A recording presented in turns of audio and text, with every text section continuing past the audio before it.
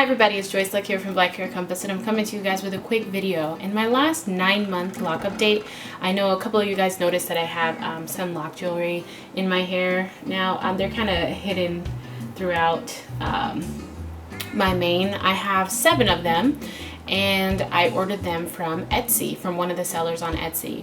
And I just wanted to talk to you guys a little bit about lock jewelry and kind of just, information about it. So the first thing is that the lock jewelry that I have is sterling silver lock jewelry, and it measures at 3 millimeters. Now you can get lock jewelry in all different kinds of materials, but I would suggest that you get lock jewelry that is made of something real, as opposed to something synthetic or that may discolor or interfere with the health of your locks. I think it's just better to pick a real metal. The next thing that you'll need to know if you're interested in purchasing lock jewelry is that you will need to measure your locks. And the way that you're going to do that is you're going to get a ruler, and instead of using the side that's denoted for inches, you'll flip to the other side that says centimeters and millimeters. They will have 1 centimeter measured out, but there's little tiny tick marks that are shown before you reach the 1 centimeter mark, and those are the millimeters.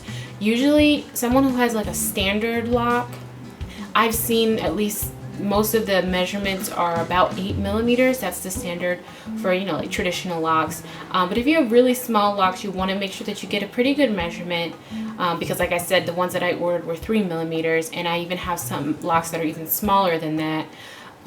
So then that would be good to measure correctly. And also go ahead and measure more than 1 lock. That's a mistake that I did. I just measured 1 of my locks and then purchased based on that, and I was able to find locks that I could put the jewelry on, but I very quickly learned that not all of my locks are 3 millimeters. Matter of fact, the minority of my locks are 3 millimeters. Most of them are a little bit bigger than that, especially since they have swelled so much during the past couple of months.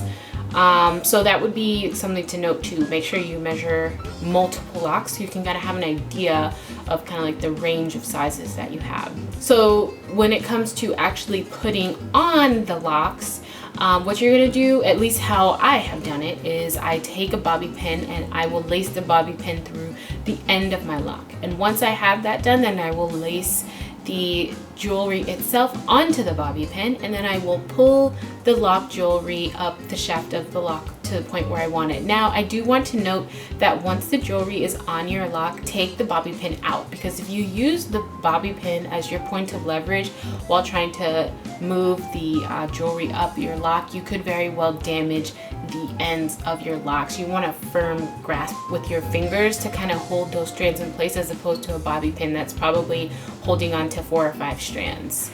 So that's something to think about as well. So far, I really love my lock jewelry.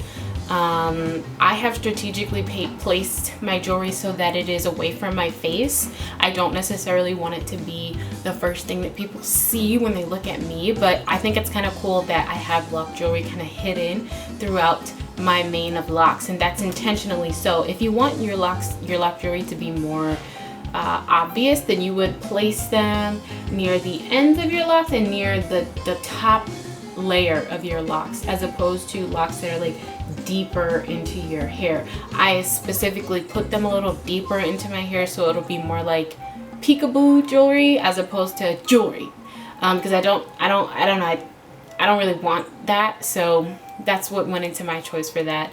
And something else to consider also while purchasing your lock jewelry is consider where you are in the stages of maturity of your locks. I think that you can wear lock jewelry pretty soon if you want to, just making sure that you take some time to take them off and let your hair move, because what I noticed is that, like I said earlier, I only measured 1 of my locks, and so what happened is when I first started wearing them, there were some that the lock jewelry couldn't fit on, but I kind of forced it on anyway.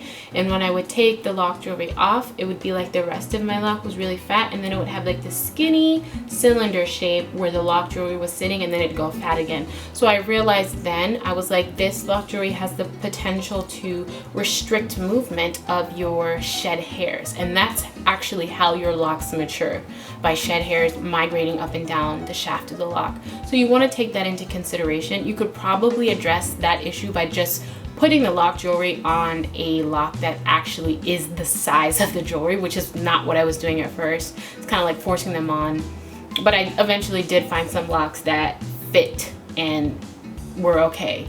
But that's just something to know. Yeah, if you put it on a lock, you can get the lock jewelry on locks that are a little bit bigger than the jewelry's measurement, but just know that it will restrict movement and it could slow down how well your locks are maturing. So keep that in mind.